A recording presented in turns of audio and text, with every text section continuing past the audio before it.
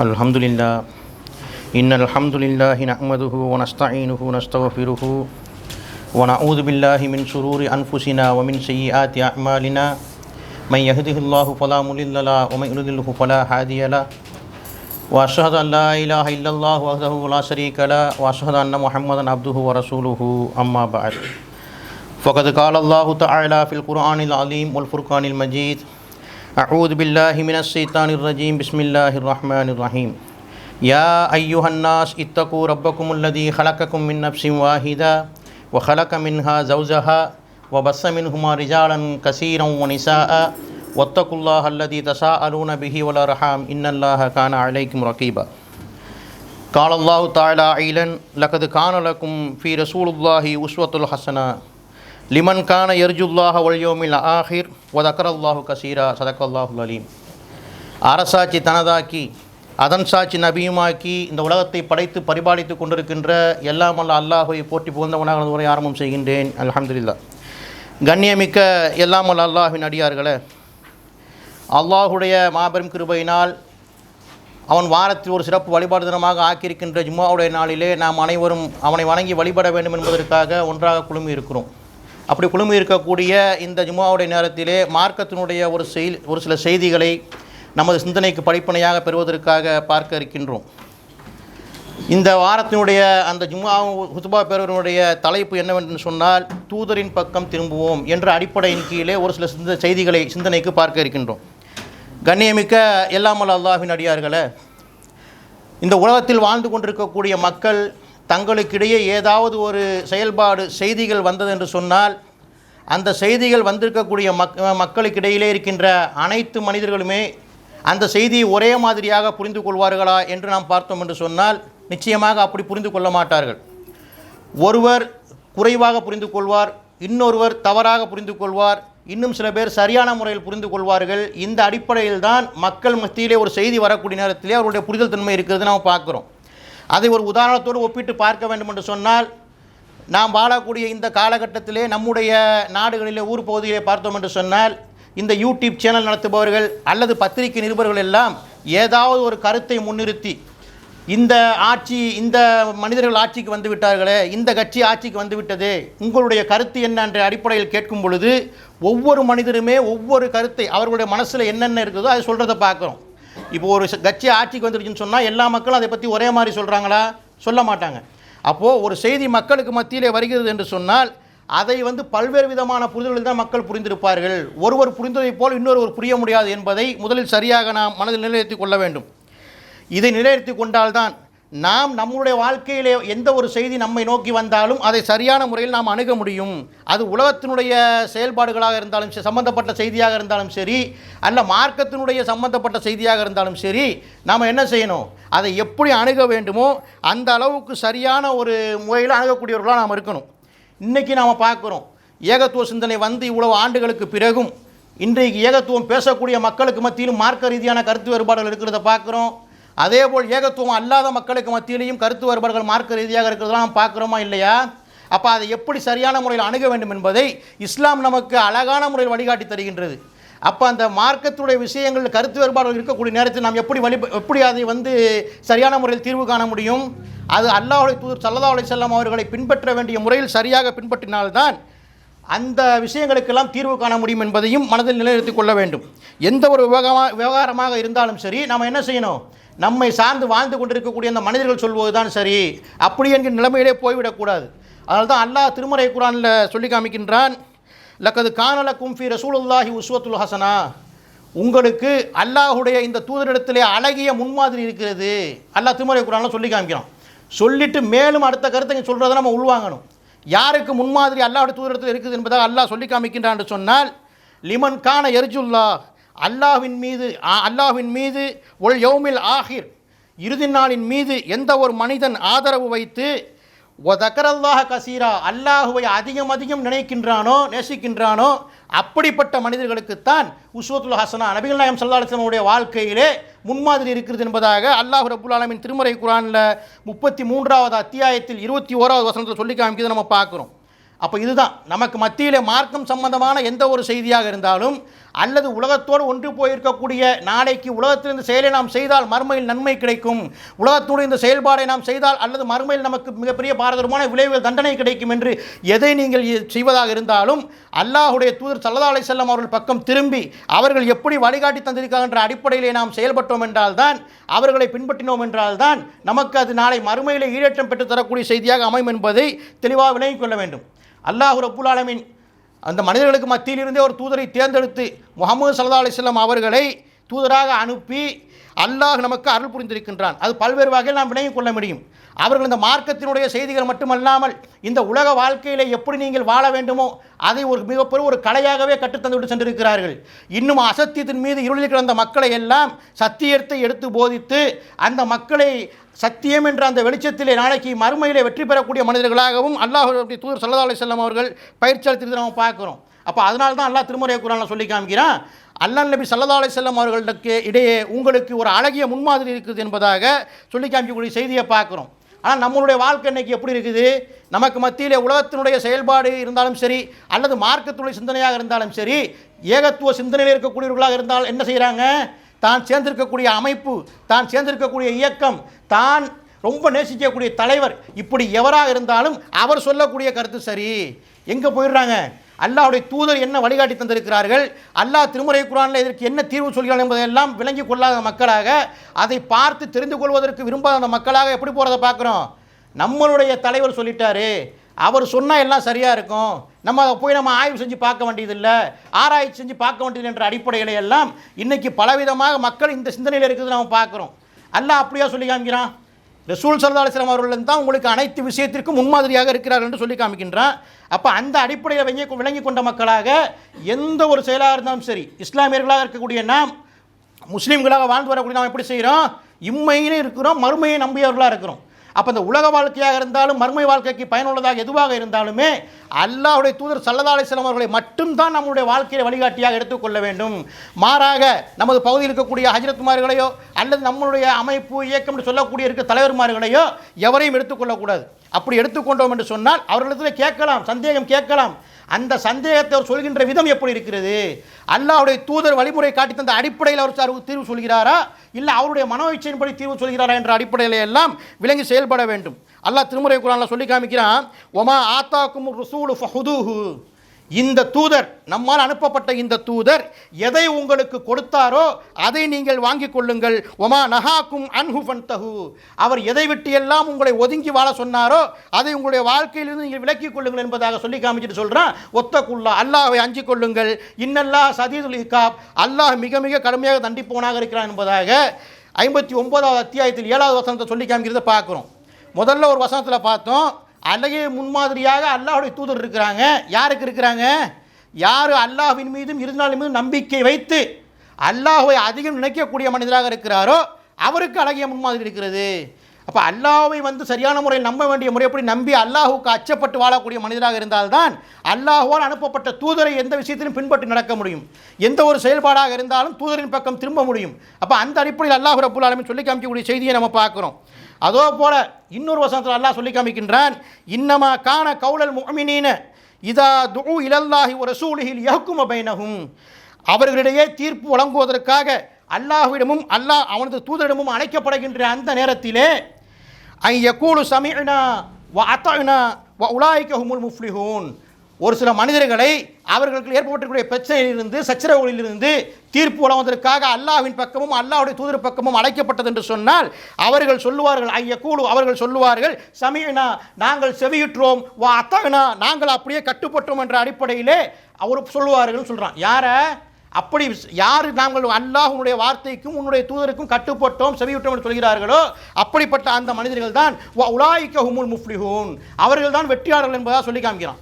அப்போ இப்போ நம்ம தீர்மானிக்கணும், இந்த நேரத்தில் உட்கார்ந்து கொண்டு எத்தனை விதமான செயல்களுக்கு எத்தனை விதமான செய்திகளுக்கெல்லாம் நாம் நம்மை சார்ந்திருக்கக்கூடிய அந்த இயக்கம் அமைப்பு வீரர்கள் தலைவர்கள் முஹல்லாவாசிகள் முஹல்லா இமாம்கள் எல்லாம் சொன்னதை எல்லாம் சட்டமாக மார்க்கமாக எடுத்துக்கொண்டு செயல்பட்டு வந்தோமே, அல்லாஹ் இப்படிப்பட்டு சொல்கிறானே, அல்லாஹ்வோட தன்னுடைய தூதர் பக்கம் திரும்புங்கள் என்று சொல்லி காமிக்கின்றானே, அப்போ அவர்கள் தான் உலாயிக ஹுமுல் முஃப்லிஹூன் வெற்றி பெற்றவர்கள் என்று சொல்லி காமிக்கின்றானே, அப்போ அல்லாஹ் போய் சொல்லக்கூடியவனாக இருக்கின்றானா?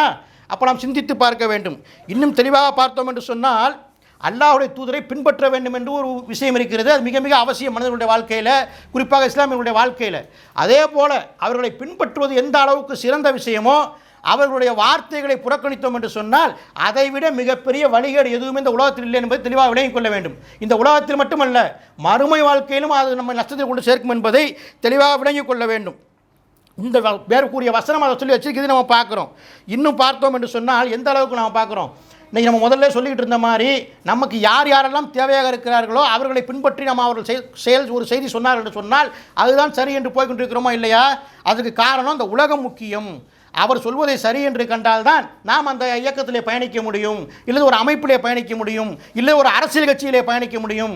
அரசியல் கட்சியாக இருந்தாலும் தன்னுடைய தலைவர்கள் சொல்வதுதான் கேட்கணும் அனுப்பல போனார்கள் என்று சொன்னால் மறுமையில் அதுக்கு அல்லாஹ்வுடைய தூதருக்கு மாறு செய்தார்கள் என்று சொன்னால் மறுமையிலே அது பயங்கரமான வழிகேடு என்பதை அல்லாஹ் ரப்பல் ஆலமீன் சொல்லி காமிக்கிறத பார்க்குறோம்.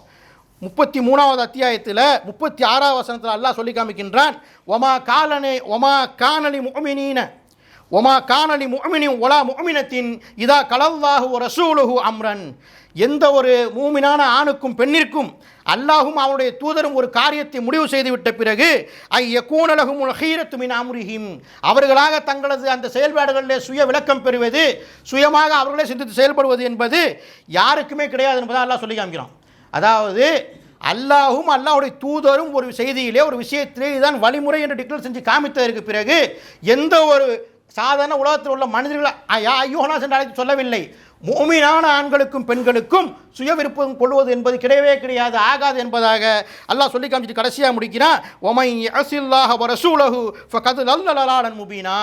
அப்படி எந்த ஒரு முஃமினான ஆணும் பெண்ணும் தனக்கு சுயமாக அவர்கள் ஒரு விளக்கத்தை ஏற்றுக்கொண்டு தனக்கு சாதகமாக அவர்கள் நடப்பார்கள் என்று சொன்னால் அப்படிப்பட்ட அந்த தூதருக்கும் அல்லாஹ்வுக்கும் மாறு செய்யக்கூடிய அந்த மனிதர்கள் தெளிவாக வழிகேட்டு விட்டார் என்பதாக அல்லாஹ் ரப்பல் ஆலமீன் திருமறை குர்ஆனில் 33வது அத்தியாயத்தில் 36வது வசனத்தை சொல்லி காமிக்கிறதை பார்க்குறோம். அப்போ இதையெல்லாம் விளங்கணும். அல்லாஹ்வுடைய தூதரின் பக்கம்தான் எல்லா செய்தியும் கொண்டு சொல்ல வேண்டும், எல்லா செய்தியையும் விளங்க வேண்டும். அவர்கள் எப்படி காட்டி தந்திருக்கிறார்களோ அப்படித்தான் நம்முடைய வாழ்க்கையை அமைத்துக் கொள்ள வேண்டும். இது ஒரு சிறந்த பண்பாக இம்மையிலும் மறுமையிலும் இருக்கிறது என்று சொன்னாலும் அவர்களுடைய வார்த்தைக்கு மாற்றமாக, அவர்களுடைய செயல்களுக்கு மாற்றமாக நான் செயல்பட்டோம் என்று சொன்னால், ஏனென்று சொன்னால் இஸ்லாம் முஸ்லீம்களாக இருக்கக்கூடிய நமக்கு சொல் செயல் அங்கீகாரம் அனைத்துமே அல்லாஹ்வுடைய தூதரை பின்பற்ற வேண்டும். அப்போ அதுக்கு மாற்றமாக நடந்தான் என்று சொன்னால் அல்லாஹ் எப்படி சொல்கிறான், மூமினான ஆணையும் பெண்ணையும் குறிப்பிட்டு சொல்கிறான், அவர்கள் வழிகட்டு விட்டார்கள் என்பதாக சொல்லி காமிக்கக்கூடிய செய்தியை பார்க்குறோம். இது அருமையான முறையில் ஒரு அல்லாஹ்வுடைய தூதர் ஸல்லல்லாஹு அலைஹி வஸல்லம் காலகட்டத்தில் நடந்த ஒரு சம்பவத்தின் மூலமாக விளங்கிக் கொள்ள முடியும். ஒரு அன்சாரி ஒரு மனிதருக்கும் மதீனாவில் இருக்கக்கூடிய மனிதருக்கும் முஹாஜிராக வந்து மக்காவில் வந்த மனிதருக்கும் நடக்கக்கூடிய ஒரு சம்பவத்தை அல்லாஹ்வுடைய தூதர் ஸல்லல்லாஹு அலைஹி வஸல்லம் அவர்கள் காலத்தில் நடந்ததை நம்ம பார்க்குறோம். அப்துல்லா பின் ஜுபைர் என்று சொல்லக்கூடிய ஒரு மனிதர், அவங்க தான் செய்தியை சொல்லி காமிக்கிறாங்க. இந்த அப்துல்லா என்று சொல்ல யார் என்று சொன்னால் ஜுபைருடைய மகன். இந்த ஜுபைர் ரலியல்லாஹு அன்ஹு யார் என்று சொன்னால் அல்லாஹ்வுடைய தூதருக்கு உறவுக்காரர், மாமியுடைய மகனாக அவங்க இருக்கிறாங்க. அந்த நேரத்தில் பேர்ச்சம்பழ தோப்புகளுக்கெல்லாம் தண்ணி பாய்ச்சக்கூடிய ஹர்ரா என்ற இடத்தில் நடைபெறக்கூடிய ஒரு சம்பவம், ஒரு சச்சரவு. அந்த அன்சாரி மனிதர் என்று என்ன சொல்கிறாருன்னு சொன்னால், ஜுபைரே தண்ணியை ஃபுல்லாக எங்களுக்கு திறந்து விடுங்க, எங்கள் பக்கம் திறந்து விடுங்க என்று சொல்கிறார். அப்படி சொல்லக்கூடிய நேரத்தில் உடனே அந்த ஜுபைர் இல்லாத என்ன செய்கிறாங்க, நான் திறக்க மாட்டேன் என்பதாக அவரிடத்தில் போய் வாக்குவாதத்தில் ஈடுபடக்கூடிய இந்த நேரத்தில் இந்த விஷயம் அப்படியே அல்லாஹ்வுடைய தூதர் ஸல்லல்லாஹு அலைஹி வஸல்லம் அவர்களிடத்தில் தீர்வு காண்பதற்காக, நீதி பெறுவதற்காக கொண்டு வரப்பட்டது. அப்படி கொண்டு வரக்கூடிய நேரத்தில் அல்லாஹ்வுடைய தூதர் ஸல்லல்லாஹு அலைஹி வஸல்லம் அவர்கள் ஜுபைர் ரலியல்லாஹு சொல்கிறாங்க, ஜுபைரே உமக்கு மரங்களுக்கு என்ன தேவையான தண்ணீர் இருக்கிறதோ அந்த தண்ணீரை முதலில் நீர் உங்களுடைய மரங்களுக்கு பாய்ச்சி விட்டு பிறகு பக்கத்து தோப்புக்காரருக்கு அனுப்பிவிடுங்கள் என்பதாக சொல்லக்கூடிய ஒரு செய்தியை அவங்க சொல்கிறாங்க. இது நம்ம பார்க்குறோம். இது முதல்ல அவருக்கு தண்ணி கிடைக்கக்கூடிய விஷயமா இருக்குது. அப்படி முழுமையாக மற்றவங்களுக்கு திறந்து விடாமல் அவர் உபயோகப்படுத்திக்கிட்டாருன்னா அவர் சீக்கிரமாக அவருக்கு தேவையான தண்ணியை பாய்ச்சி கொள்ள முடியும். அந்த அடிப்படையில் அல்லாஹ்வுடைய தூதர் ஸல்லல்லாஹு அலைஹி வஸல்லம் தீர்ப்பை சொன்னதற்கு பிறகு இந்த அன்சாரி இருக்கிறாங்களே, அன்சாரி மதீனாவாசி, அவங்களுக்கு ஒரு கோபம் வந்துடுது. அவங்களுடைய பேர் குறிப்பிடப்படலை. அவர்கள் கோபம் கொண்டவர்களாக எப்படி அல்லாஹ்வுடைய தூதர் ஸல்லல்லாஹு அலைஹி வஸல்லம் அவர்களை பார்த்து கேட்குறாங்கன்னா, அல்லாஹ்வுடைய தூதரே இந்த ஜுபைர் உங்களுக்கு மாமி மகன் என்பதற்காக நீங்கள் முதலில் அவரை தண்ணீர் பாய்ச்சி கொள்ள சொல்கிறீர்களா, அவருக்கு நீங்கள் சலுகை வழங்குகிறீர்கள் என்ற அடிப்படையில் அல்லாஹ்வுடைய தூதர் ஸல்லல்லாஹு அலைஹி வஸல்லம் அவர்களையே அவங்க எதிர்கேள்வி கேட்குறத பார்க்குறோம். சம்பவத்தில் கேட்டதற்கு பிறகு அப்படியே முகம் சிவந்தவர்களாக கடுகடுத்தவர்கள் அல்லாஹ்வுடைய தூதர் ஸல்லல்லாஹு அலைஹி வஸல்லம் அவர்கள் சொல்லி காமிக்கிறாங்க, ஜுபைரே முதல்ல எப்படி சொன்னாங்க, தண்ணீரை உனக்கு தேவையான மரங்களுக்கு மட்டும் பாய்ச்சி விட்டு பக்கத்து தோப்புக்காரருக்கு திறந்து விடுன்னு சொல்கிறாங்க. இந்த செய்தியை அந்த அன்சார் இப்படி கோவப்பட்டு புரியாமல் சொன்னதற்கு பிறகு, ஜுபைரே உமக்கு தேவையான தோப்புகளுக்கு பாய்ச்சி கொள்ளக்கூடிய தண்ணீரையும் நீங்கள் பாய்ச்சி கொள்ளுங்கள், எங்கெங்கெல்லாம் உங்களுடைய வரப்புகளுக்கு தண்ணீர் தேவைப்படுகிறதோ அதையெல்லாம் நீங்கள் நிரப்பிக்கொள்ளும் வரை இந்த மடை கால்வாயை தண்ணீரை நீங்கள் திறந்து விடாதீர்கள் என்பதாக அல்லாஹ் ரசூல் ஸல்லல்லாஹு அலைஹி வஸல்லம் அவர்கள் சொல்லி காமிச்சிட்டு போகிறாங்க தீர்ப்பு. சொன்ன தீர்ப்பு ஒரு நியாயமான தீர்ப்பு தான். அவர் கோவப்பட்டு இப்படி சொன்னதுனால இப்படி அவருக்கு இன்னும் பாதிக்கக்கூடிய அளவுக்குள்ள ஒரு தீர்ப்பை சொல்லிட்டு போகிறத பார்க்குறோம். அப்போ அந்த நேரத்தில் அந்த அப்துல்லா சொல்லி காமிக்கிறாங்க, ஜுபைருல்லாஹ்வுடைய மகன். அந்த நேரத்தில் தான் அல்லாஹ் திருமறை குர்ஆனில் 4வது அத்தியாயத்தில் 65வது வசனத்தை இறக்கினான் என்பதாக சொல்லி காமிக்கிறாங்க.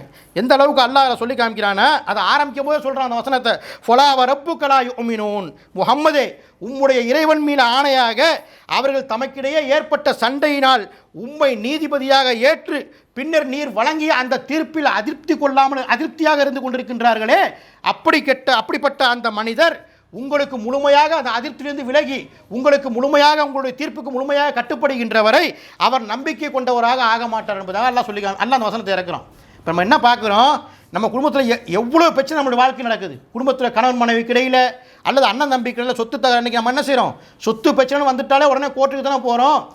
நம்ம இஸ்லாமியர்கள் சொல்லிக்கொள்கிறோம், அல்லாஹை பின்பற்றுறோம், அல்லாஹ்வுடைய தூதரை பின்பற்றும் நம்ம சொல்லிக்கொள்கிறோம். பிறப்பு முதல் இறப்பு வரை ஒரு மனிதனுடைய வாழ்க்கைக்கு தேவையான எல்லா விஷயமும் திருமறை குர்ஆனில் இருக்கிறது, அல்லாஹ்வுடைய தூதரிடத்தில் வழிகாட்டுதல் இருக்கிறது என்பதாக நாம் சொல்லிக்கொள்கிறோம். ஆனால் என்ன செய்கிறோம், ஏகத்துவ சிந்தனையில் இருப்பவர்களாக இருந்தாலும் சரி அல்லது குர்ஆனை சரியான முறையில் விளங்காமல் இருக்கக்கூடிய மனிதர்களாக இருந்தாலும் சரி, நம்ம அண்ணன் தம்பி தான் பிரச்சனை வருது ஒரு சொத்தை பற்றி, நாம் அல்லாஹ்வுடைய தூதர் என்ன சொல்லியிருக்கிறார்கள், இந்த மாதிரி விஷயங்களில் என்ன தீர்வு கிடைக்கும், திருமறை குர்ஆனில் அல்லாஹ் எப்படி சொல்கிறான்னு நம்ம என்னைக்கா பார்த்துருக்குறோமா? நாம் இந்த உலகத்தில் நிரந்தரமாக வாழ்ந்து விடுவது போன்று உங்களுடைய சொத்தை உங்கள் சகோதரர் அபகரித்து கொண்டார் என்று சொன்னால் அவரும் நிரந்தரமாக அனுபவிக்க போவதில்லை. இல்லை அவருடைய சட்டை சொத்தை நீங்கள் அபகரித்து கொண்டீர்கள் சொன்னால் நீங்கள் நிலையாக இருக்க போகிறதில்லை, யாருமே அது சொந்தம் கொண்டாட போகிறதில்லை. ஒரு குறிப்பிட்ட காலத்திற்கு பிறகு அல்லாஹ் விதித்த விதி முடிந்து மரணம் நெருங்கிவிட்டது என்று சொன்னால் அது இன்னொருவருக்கு சொந்தமாகிடுதா இல்லையா? அப்போ இதை விளங்கணும். இது அல்லாஹ்வுடைய பக்கம் திரும்பி அல்லாஹ்வுடைய தூதரின் பக்கம் திரும்பி வந்தால்தான் இதில் தெளிவான சிந்தனை நமக்கு கிடைக்கும். ஆனால் நம்ம என்ன செய்கிறோம், வேறு எங்கெங்கேயோ போய் யார்கிட்டையோ போய் நம்ம போய் என்ன செய்கிறோம், தீர்ப்பு கேட்குறோம். அப்போ அல்லாஹ்வுடைய தூதர் ஸல்லல்லாஹு அலைஹி வஸல்லம் அவர்களுக்கு மத்தியில் நடந்த இந்த சம்பவத்திற்கு அல்லாஹ் எப்படிப்பட்டது அனுப்புகிறான், அல்லாஹும் அல்லாஹ்வுடைய நீங்கள் அல்லாஹ் சொல்லி காமிக்கிறான், நீங்கள் வழங்கிய அந்த தீர்ப்பிலே அதிருப்தி கொண்டு விட்டார் என்று சொன்னால் அதை திருப்தி கொண்டு அவர் கட்டுப்படுகின்ற வரை அவர் நம்பிக்கை கொண்டவர்களாக இருக்க மாட்டார்கள் என்பதாக சொல்லி ஒரு செய்தியை பார்க்குறோம். எவ்வளோ பெரிய பாரதூரமான விஷயம். இன்றைக்கி நம்மளுடைய வாழ்க்கையில் நம்ம அந்த மாதிரி செய்கிறோமா? அது சொத்து பிரச்சனை வருது, கணவன் மனைவி பிரச்சனை வருது, அதையெல்லாம் விட்டு தள்ளுங்க. வேறு மற்ற விஷயங்களில் ஒரு பிறை சம்பந்தப்பட்ட விஷயமாக இருந்தாலும் சரி, இங்கே அமர்ந்திருக்கக்கூடியவர்களில் எத்தனை பேர் பிறை சம்பந்தமாக ஆய்வு செஞ்சவர்களாக இருக்கிறாங்க. அது சர்வதேச பிறை எடுக்கக்கூடாது, இல்லை ஊரில் பிறை பார்க்கணும், அந்த சச்சரவுக்குள்ளே போன வரல. இருந்தாலும் கூட எத்தனை பேர் தனக்கு மத்தியிலே வரக்கூடிய எந்த ஒரு செய்தியாக இருந்தாலும் சரி, மார்க்கம் சம்பந்தமாக அல்லது எத்தனை பேர் இங்கு வியாபாரம் செய்யக்கூடியவர்களாக இருந்து கொண்டிருக்கிறீர்கள், உங்களுடைய வியாபாரத்தை எப்படி செய்ய வேண்டும், பொருளாதாரத்தை எப்படி முதலீடு செய்ய வேண்டும் என்பதிலே அல்லாஹ்வுடைய தூதர் பக்கம் திரும்பி பார்த்துருக்கிறோமா? இல்லை பிற மனிதருக்கு ஒரு பொருளை விற்கக்கூடிய நேரத்திலே குறையுள்ள பொருளை விற்கிறோமே, அது நான் அந்த மனுஷர் அந்த பொருளை வாங்கி பார்த்ததற்கு பிறகு மனம் வேதனைப்படுவாரா என்று சொல்லி பொருளினுடைய குறைகளை மறைக்காமல் விற்பனை செய்து கொண்டிருக்கிறோமா? இந்த நேரத்தில் அல்லாஹ்வுடைய தூதர் ஸல்லல்லாஹு அலைஹி வஸல்லம் சொன்ன விஷயங்கள் நமக்கு நினைவுக்கு வந்திருக்கிறதா? அப்போ சிந்திக்கணும். எந்த ஒரு விஷயமாக இருந்தாலும் ஒரு மனிதன் பிறப்பு முதல் இறப்பு வரை அவன் என்ன செய்யணும், அல்லாஹும் அல்லாஹ்வுடைய தூதரும் எதை சொல்லி தந்திருக்கிறார்களோ அந்த அடிப்படையில் நாம் செயல்பட கற்றுக்கொள்ள வேண்டும், செயல்பட முனைங்க வேண்டும். ஏனென்று சொன்னால் உலகத்தில் ஒருத்தர் செயல்கள் நமக்கு நன்மையை கொடுக்குற மாதிரி தெரியும். இருந்தாலும் அந்த செய்தியை எங்கே போய் நம்ம பார்க்கணும், அல்லாஹ்வுடைய தூதர் சொல்கிறதுக்கு சரியாக இருக்கிறதா? அதெல்லாம் பெரும்பாலான பேர் அப்படி தான் இருக்கிறோம், பார்க்குறதே கிடையாது. நமக்கு ஆதாயம் கிடைச்சா போதும், என்ன வேணுமோ சொல்லிட்டு போய்க்கலாம். ஏன்னா பல பேர் உதாரணமாக ஹதீஸை உதாரணமாக கட்டலாம் பார்க்குறோம். அல்லாஹ் தானே அரஹமுர் ரஹீம், கருணாளனுக்கெல்லாம் கருணையாளன். நாம் செஞ்சுட்டு அவன்கிட்ட பாவ மன்னிப்பு கேட்டோம்னா அவன் தான் நம்ம மன்னிக்கிறேன்னு சொல்கிறானே. ஒரு தப்பை செஞ்சுட்டு பாவ மன்னிப்பு கேட்டுடுறோம், மீண்டும் தன்னுடைய பலவீனத்தால் மறுபடியும் அதே பாவத்தை செய்கிறோம், தப்பை செய்கிறோம். அல்லாஹ் மன்னிப்பு கேட்க சொல்கிறானே. மலக்குமார்களெல்லாம் கூப்பிட்டு இந்த மனிதன் செய்த தவறினால் தன்னை மன்னிப்பதற்கு ஒருவன் இருக்கிறான் என்ற அடிப்படையில் இடத்துல பாவ மன்னிப்பு கேட்குறானே, அதுக்கு நீங்களே சாட்சி, நான் அவனை மன்னித்துட்டு என்று அல்லாஹ் சொல்லி காமிக்கக்கூடிய ஹதீஸை மேற்கோள் காட்டிட்டு சில பேர் தவறு செய்வதெல்லாம் நம்ம பார்க்குறோம். கேட்டால் என்ன சொல்லுவாங்க, அவங்களா தப்பு பெரும்பாவம் சிறும்பாவங்கள் இருக்கிறது, ஆனால் அந்த சிறும்பாவத்திலிருந்து நாம் தவிர்த்து கொள்ள முயற்சி செய்தால்தான் பெரும்பாவத்தில் நம்ம தப்பிக்க முடியும். அப்போ சின்னதுதானேன்னு சொல்லிட்டு உலகத்தில் உள்ள ஆதாயத்தை தேடியே நீங்கள் அல்லாஹ்வுடைய தூதர் என்ன சொல்லியிருக்கார் என்பதை விளங்காமல் செய்து கொண்டே போனீர்கள் என்று சொன்னால் பெரிய பெரிய பாவங்களை எல்லாம் செய்வதற்கு ஈஸியாக இலகுவானதாக மாறிவிடும் நம்முடைய வாழ்க்கையில். அப்போது நாம் தெளிவாக விளங்கணும். அல்லாஹ்வுடைய தூதர் ஸல்லல்லாஹு அலைஹி வஸல்லம் அவர்களை பின்பற்ற வேண்டும், அவர்களிடம் பக்கம்தான் அனைத்து விஷயத்திற்கும் திரும்ப வேண்டும் என்ற அந்த ஒரு விஷயம் இந்த திருமறை குர்ஆன் வசனத்தின் மூலமாக எந்த அளவுக்கு முக்கியத்துவம் நமக்கு இருக்குது பார்த்தீங்களா? அப்போ இதை சிந்திக்கணும். உலகத்தில் தானே வாழ்கிறோம், உலகத்தில் அல்லாஹ்வுடைய தூதருக்கு மாற்றமான செயல்படலை என்று வாயளவில் சொல்லாமல் அதை அல்லாஹ்வுடைய தூதர் ஸல்லல்லாஹு அலைஹி வஸல்லம் அவர்களுடைய வாழ்க்கையிலே நாம் அவர்களுடைய வாழ்க்கையிலும் சரி, அவர்களோடு ஒன்றி வாழ்ந்த தோழர்களுக்கான உத்தம சஹாபாக்கள் அவர்களுடைய செய்திகள் மூலமும் நாம் ஒத்து பார்த்து அதனுடைய நடப்பதற்கு முயற்சி செய்ய வேண்டும். அன்றைய கால மக்கள் அப்படி தான் இருந்தாங்க. ஏன்னா அல்லாஹ்வுடைய தூதர் ஸல்லல்லாஹு அலைஹி வஸல்லம் அவர்களை அந்தளவு கண்ணியமாக நினச்சாங்க. அவங்க நம்மள்ட்ட அந்த மாதிரி கண்ணியமான ஒரு நினைப்பு இருக்குதா பாருங்கள். அல்லாஹ்வுடைய தூதர் ஸல்லல்லாஹு அலைஹி வஸல்லம் அவர்களை என்ன சொல்கிறோம், நம்மளோட தூதரும் சொல்லிட்டு போயிட்டே இருப்போம். அவர்கள் மேல் உண்மையிலே கண்ணியம் மதிப்பு மரியாதை வைத்திருந்தோம்னு சொன்னால் அவர்களுடைய செயல்பாடுகள், அவர்களுடைய செய்திகள், அவர்களுடைய அமல்கள் எதுவாக இருந்தாலும் நம்மளுடைய வாழ்க்கையில் பிரதிபலிக்கணும். அப்படி பிரதிபலித்து நம்மகிட்ட தெரிஞ்சால் தான் ஒரு விஷயமா இருந்தாலும் நம்ம சரியான முறையில் அல்லாஹ்வுடைய தூதர் பக்கம் தான் திரும்பி நிற்கிறோம் எல்லா விஷயத்தையும் என்பதாக நாம் விளங்கிக் கொள்ள வேண்டும். இன்னும் அந்த காலத்தில் பார்த்தோம்னு சொன்னால் அந்த மக்கள் எந்த ஒரு சம்பவம் செயல்கள் நடந்தாலுமே உடனே என்ன செய்வாங்க, அல்லாஹ்வுடைய தூதர் பக்கம் போயிடுவாங்க விரைந்து. ஏன்னு சொன்னால் அவங்க செஞ்சுருக்கலாமா இல்லையா? இன்றைக்கு செய்யக்கூடிய மக்களை நம்ம பார்க்குறோம். ஒரு அரசியல் கட்சியில் இருந்தாலுமே இல்லை வேறு ஒரு அமைப்புடைய இயக்கத்தில் இருந்தாலும் கூட நாம் தான் தலைவருக்கு ரொம்ப நெருக்கமாக இருக்கிறோமே, இந்த விஷயத்தை நம்ம செஞ்சால் தலைவர் பெருசாக கண்டுக்க மாட்டார்ன்ற அடிப்படையில் பலவிதமான தப்புகள் செய்யறதை பார்க்குறோமா இல்லையா? ஆனால் அந்த மக்கள் அப்படி நினைக்கல. நாம் இந்த அழிந்து போகிற இந்த உலகத்திலே நிரந்தரம் இல்லை, இந்த உலகத்தில் கூடிய தலைவர்கள் செஞ்சது கண்டுக்க மாட்டார்னு அவரை பார்க்குறோம். ஆனால் அந்த மக்கள் என்ன செஞ்சாங்க தெரியுமா? அல்லாஹ்வுடைய தூதர் ஸல்லல்லாஹு அலைஹி வஸல்லம் அவர்களோடு நட்பு கொண்டிருக்கிறார்கள், அவர்களோடு ஒன்றி வாழ்ந்து கொண்டிருக்கிறார்கள். நாம் தான் அவர்களை ஏற்றுட்டோமே, அல்லாஹ்வுடைய தூதராக ஏற்றுக்கிட்டோமே, அவங்க நம்ம செய்ய விஷயத்துக்கு என்ன தவறு கண்டுற போகிறாங்கன்ற அடிப்படையில் விடலை. எந்த ஒரு செய்தியாக இருந்தாலும் அல்லாஹ்வுடைய தூதர்கிட்ட போய் அதுக்கு விளக்கம் பெறக்கூடிய மக்களாக இருந்தாங்க.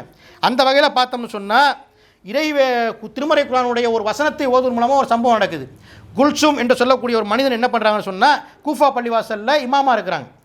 அவங்க தினமும் அந்த தொழுகைகளை 5 வேளை தொழுகைகளை தொலை வைக்கக்கூடிய அந்த நேரத்தில் அல்ஹம்து சூரா ஓதிய பிறகு ஒரு துணை சூரா ஒன்று ஓதணுமா இல்லையா? அந்த மனிதர் என்ன செய்வாங்கன்னு சொன்னால் ஒவ்வொரு ரக்காயத்திலுமே வாய் விட்டு எங்கெல்லாம் சூரா அந்த ஓதுறாங்களோ, இப்போ நம்ம மஹரிபில், இஷால, ஃபஜரில் அந்த மாதிரி நேர தொழுகைகளை வக்தில் எல்லாம் அல்ஹம்து சூரா ஓதி அதற்கு பிறகு குல்ஹு அல்லாஹு அஹத் அந்த சூரா இருக்குது 112வது அத்தியாயம், அந்த சூறாவை ஓதுறார். சரி, அதோடையாவது முடிச்சாரான்னு பார்த்தா அந்த குல்ஹு அல்லாஹ் சூறாவை ஒவ்வொரு ரக்கத்திலும் அல்ஹம்துக்கு பிறகு ஓதிவிட்டு அதுக்கு பிறகு தான் துணை சூறா ஓதி தொழு வைக்கிறார்.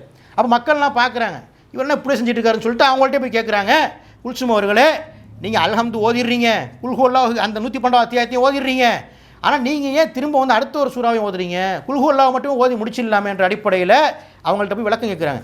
அப்போ அந்த மனிதர் சொல்கிறாங்க, நான் இப்படித்தான் ஓதி தொழுவ வைப்பேன், நீங்கள் விரும்பினால் தலைமை தாங்கி இமாமாக நான் தொழுவ வைக்கிறேன், இல்லைன்னு சொன்னால் நான் அந்த தொழுவ வைக்கிற பணியை விட்டு விலகிக் கொள்கிறேன் என்பதாக மக்களுக்கு மத்தியில் ஒரு செய்தியை சொல்கிறாங்க.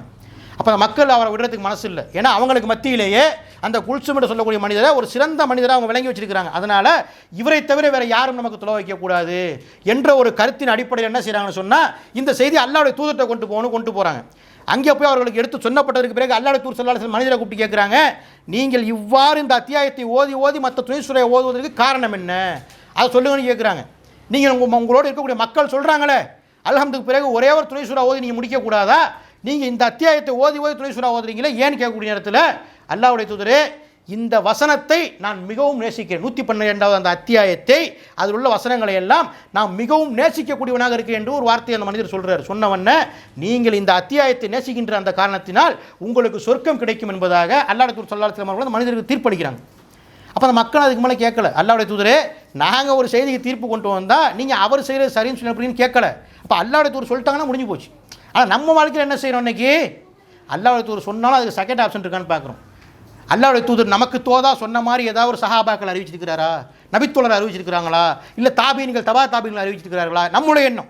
ஆனால் அந்த மக்கள் எப்படி இருந்தாங்க, அல்லாஹ்வுடைய தூதரோட வாழ்கிறமேனே நம்ம தவறை செஞ்சுட்டு போகலை. அந்த மனிதரும் அல்லாஹ்வுடைய தூதர் கேட்குறாங்களேன்னு சொல்லிட்டு சரி அடுத்த ஒரு சூறா மட்டும் ஓதுன்னு அவரும் சொல்லலை. இந்த அத்தியாயத்தை நான் மிகவும் நேசிக்கிறேன், இதை ஓதிதான் துணை சூறா ஓதுவேன் என்பதாக அந்த மனிதர் சொன்னதற்கு இந்த அத்தியாயத்தை நீர் நேசிப்பதாக இருந்தால் உங்களுக்கு சொர்க்கம் கிடைக்கும் என்பதாக அல்லாஹ் சொல்லி காமிக்கிற செய்தியை பார்க்குறோமா இல்லையா? அப்போ இதுதான் 2 விஷயம் பார்த்துருக்குறோம், 2 போதும். நம்மளுடைய வாழ்க்கையில் சில பேர் ரொம்ப எஸ்டிமான மனசில் கேள்வி தோணும், எல்லா விஷயத்துக்கும் அல்லாஹ்வுடைய தூதரே தேடி போயிட்டு இருக்க முடியுமா, ஏன் நம்மளால் மார்க்கத்துக்கு முரண் வகையில் செய்ய முடியாதா, எல்லா விஷயமும் தோணும். அப்படித்தான் செய்தான் ஆரம்பிப்போம் ஒவ்வொரு விஷயமா. முதல்ல சொன்னது போல் அல்லாஹ்வுடைய தூதரின் பக்கம் எந்த ஒரு செய்திக்கும் செயல்பாடுகளுக்கும் திரும்பாமல் அப்படி இருக்கிறதுனால தானங்க இன்றைக்கி இப்போ ஒன்றா உட்காந்து தொழுதுட்டு இருக்கிறோம். வெளியில் போனதுக்கு பிறகு பக்கத்தில் உட்காந்து தொழுது அந்த மனிதனை பற்றி புறம் பேசுகிறோமா இல்லையா, இன்றைக்கும் செய்கிறோமா இல்லையா? அப்போ அதெல்லாம் விளங்கணும். இதெல்லாம் நம்ம சிறிய பாவம் தானே அப்படி இப்படின்னு போயிட்டே இருக்கிறோம். அந்த சிறுபாவம் தான் அல்லாஹ்வுடைய தூதர் பக்கம் சென்று உங்களை திருத்திக் கொள்ளவில்லை என்று சொன்னால், ஒரு விஷயத்துக்கு அல்லாஹ்வுடைய தூதர் மத்தியிலே நீங்கள் தீர்ப்பு பெறவில்லை என்று சொன்னால், நாளைக்கு பெரும் பெரும் பாவங்கள் செய்யக்கூடிய மனிதர்களாக நம்முடைய ஆக்கிவிடும் என்பதை விளங்கிக் கொண்டு, எந்த ஒரு செய்தியாக செயல்களாக நம்முடைய வாழ்க்கையில் இருந்தாலும் மார்க்கம் சம்பந்தப்பட்டதாக அல்லது உலக வாழ்க்கையிலே, ஏன்னா உலக வாழ்க்கையில் செய்கிற செயலுக்கும் நாளைக்கு பதில் சொல்லணும், எல்லாவற்றிற்கும் அல்லாஹ்வுடைய தூதர் பக்கமே திரும்புவோம். அதுக்காக உலகத்தில் வாழக்கூடிய அறிஞர் பெருமக்களை, உலமா பெருமக்கள்கிட்ட போய் விளக்கம் கேட்கக்கூடாது இல்லை, மீண்டும் அதை பதிவு செய்கிறீங்க, விளக்கம் கேளுங்கள். அப்படி அவர்கள் கொடுக்கக்கூடிய அந்த விளக்கம் அல்லாஹ்வுடைய தூதரின் பக்கம் திரும்பி சென்ற விளக்கமாக இருக்கிறதா, அல்லது நாளைக்கு இந்த மனிதனிடத்தில் நாம் ஏதாவது பெற வேண்டுமே, இவர் மூலமாக ஆதாயம் கிடைக்க வேண்டும் என்பதற்காக இந்த உலகத்தை முன்னிறுத்தி சொல்கின்ற விளக்கமாக இருக்கிறதா என்பதை பார்த்து நம்முடைய எல்லா செயல்பாடுகளிலும் எல்லா நேரங்களிலும் அல்லாஹ்வின் தூதர் பக்கமே திரும்புவோம் என்று சொல்லி, அந்த ஒரு வாய்ப்பை எல்லாமல் அல்லாஹ் உங்களுக்கு எனக்கு தந்தல் புரிவானாக என்று கூறி என்னுடைய முதல் உரையை நிறைவு செய்கின்றேன். அல்ஹம்துலில்லாஹி ரப்பில் ஆலமீன், வஸ்ஸலாத்து வஸ்ஸலாமு அலா ஹாத்தமில் அன்பியா வல் முர்சலீன். கண்ணியமிக்க எல்லாம் அல்லாஹ்வின் அடியார்களே, இப்னு அப்பாஸ் ரலியல்லாஹு அன்ஹு அறிவிக்கிறாங்க, என்னுடைய உயிர் யாருடைய கைவசம் இருக்கிறதோ அவன் மீது ஆணையாக இது ரசூல் ஸல்லல்லாஹு அலைஹி வஸல்லம் அவர்கள் தமது சமுதாயத்திற்கு செய்த வழங்கிய இறுதி உபதேசமாகும் என்பதாக இப்னு அப்பாஸ் ரலியல்லாஹு அன்ஹு சொல்லி காமிக்கிற செய்தியை புகாரில் 1739 ஹதீஸாக பார்க்குறோம். எந்த செய்தியை அவங்க சொல்லி காமிக்கிறாங்கன்னு சொன்னால், ஹஜ்ஜத்துல் விதாவில் 23 ஆண்டுகாலம் ரசூல் ஸல்லல்லாஹு அலைஹி வஸல்லம் எதையெல்லாம் இந்த மக்களுக்கு அல்லாஹ்விடம் இருந்து வந்த வஹி என்று சொல்லி காமித்தார்களோ, நடைமுறைப்படுத்தி காமித்தார்களோ, அந்த விஷயங்களை எல்லாம் சாறு புரிந்தார் போல் சொல்லிவிட்டு அதிலே ஒரு செய்தியை முக்கிய குறிப்பாக சொல்லி காமிக்கிறார்கள். அந்த செய்தி தான் நபிகள் நாயகம் ஸல்லல்லாஹு அலைஹி வஸல்லம் அவர்கள் இறுதியாக இந்த மக்களுக்கு சொன்ன செய்தியாக இருக்கும் என்று அல்லாஹ்வின் மீது ஆணையாக ஆணையிட்டு அவங்க சொல்லி காமிக்கிறதை பார்க்குறோம். அது ரசூல் ஸல்லல்லாஹு அலைஹி வஸல்லம் என்ன சொல்கிறாங்க, மக்களுக்கு மத்தியில் கேட்குறாங்க, மக்களே நீங்கள் நிச்சயமாக மறுமையில் என்னை பற்றி விசாரிக்கப்படுவீர்கள்.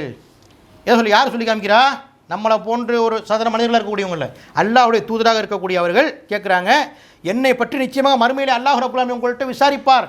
அப்படி விசாரிக்கக்கூடிய அந்த நேரத்தில் நீங்கள் என்ன பதில் சொல்வீர்கள் என்று கேட்குறாங்க. அப்போ அந்த மக்கள்கிட்ட ரெண்டு விதமான ஹதீஸ் வருது. ரசூல் ஸல்லல்லாஹு ஒரு சில செய்தியை சொல்லி கேட்குறாங்க, இல்லை அந்த மக்கள்கிட்டையும் இப்படி கேட்குற மாதிரியே இருக்குது. ரசூல் ஸல்லல்லாஹு அந்த மக்கள் சொல்கிறாங்க, நாங்கள் சொல்லுவோம், நீ எந்த செய்தியை தூது செய்தியாக அவர்களுக்கு அறிவித்து எங்களுக்கு சொல்ல சொன்னாயோ அந்த செய்திகளை எல்லாம் தூதர் ஸல்லல்லாஹு அலைஹி வஸல்லம் அவர்கள் சொல்லி முடித்து விட்டார்கள் என்ற அடிப்படையிலே உறுதி கூறுவோம் என்பதாக சொல்லி பதில் சொல்லுவோம்னு சொல்லி காமிக்கிறாங்க. அந்த நேரத்தில் அல்லாஹ்வுடைய தூதர் ஸல்லல்லாஹு அலைஹி வஸல்லம் அவர்கள் வானை நோக்கி விரலை உயர்த்தி சாட்சி, அல்லாஹ்வை 3 முறை சாட்சி சொல்கிறாங்க. நீயே அறிந்து கொள்ளியா அல்லாஹ், இவர்களே இதுக்கு சாட்சி என்பது போல் சொல்லி காமி செய்தியை பார்க்குறோம். அப்போ அந்த அளவுக்கு அவங்க ஒரு எல்லா செய்தியும் சொல்லி காமிட்டு விட்டோம் என்று மக்களுக்கு மத்தியில் அல்லாஹ்வை சாட்சியாக வச்சு முடிவு செய்ததற்கு பிறகு இன்றைக்கி நாம் என்ன செய்கிறோம், பெரும்பாலான விஷயங்களை நம்மளுடைய மனோச்சைக்கு நடந்துகிட்டு இருக்கிறோம். அது மாதிரி நம்ம தான் இந்த மார்க்கத்துக்கு கேரண்டி என்பது போல் ஒரு சில பேர் தலைவர் உலமாக்களாக இருந்து கூட தீர்ப்பு வழங்குறதையும் பார்க்குறோம். அவர்களுடைய பேச்சுக்கு மறுபேச்சு இல்லை என்பது போல் வேதவாக்காக எடுத்துகிட்டு போகிறதையும் பார்க்குறோமா இல்லையா? அப்போ அல்லாஹ்வுடைய தூதர் ஸல்லல்லாஹு அலைஹி வஸல்லம் அவர்கள் இந்த செய்தியை இப்னு அப்பாஸ்ல வந்து கடைசியாக வழங்கின செய்தியை சொல்லி காமித்ததற்கு பிறகு நம்ம என்ன செய்யணும், அல்லாஹ்வுடைய தூதரத்தை எதையும் கொண்டு போகணும். வேறு யாரும் சுய விளக்கம்லாம் கொடுக்க முடியாது. முதல்ல பார்த்துட்டோம், மூமினான ஆணுக்கும் பெண்ணுக்கும் அல்லாஹும் அல்லாஹ்வுடைய தூதரும் சொன்ன ஒரு விஷயத்தில் சுய விருப்பம் கொள்ளுதல் என்பது அறவே இல்லை என்பதை முதல்ல பார்த்துட்டோம். அப்போ தெளிவாக விளங்கிக் கொள்ள வேண்டும். இன்னும் பார்த்தோம்னு சொன்னால், ஒரு திருமறை குர்ஆனில் வந்து அல்லாஹ் அறிவிக்கிறான், அந்த அளவுக்கு அறிவிக்கிறான்னு சொன்னால், யா அய்யுஹல்லதீன ஆமனு அத்தீஉல்லாஹ வ ரசூலஹு வலா தவல்லவ் அன்ஹு வ அன்தும் தஸ்மஊன். மூமின்களே, இங்கேயும் பாருங்களேன், யா அய்யுஹன்னாஸ்னே கூப்பிடல, மூமின்களே நீங்கள் அல்லாஹுக்கும் அவனுடைய தூதருக்கும் மட்டும் கீழ்ப்படியுங்கள், நீங்கள் கேட்டுக்கொண்டிருக்கும் நிலையிலேயே அவரை புறக்கணிக்காதீர்கள். யாரை? அல்லாஹ்வுடைய தூதர் ஸல்லல்லாஹு அலைஹி வஸல்லம் அவர்களை புறக்கணிக்காதீர்கள். அடுத்ததாக சொல்லி காமிக்கிறான், வலா தகூனு கல்லதீன காலு சமிஅனா வஹும் லா யஸ்மஊன்.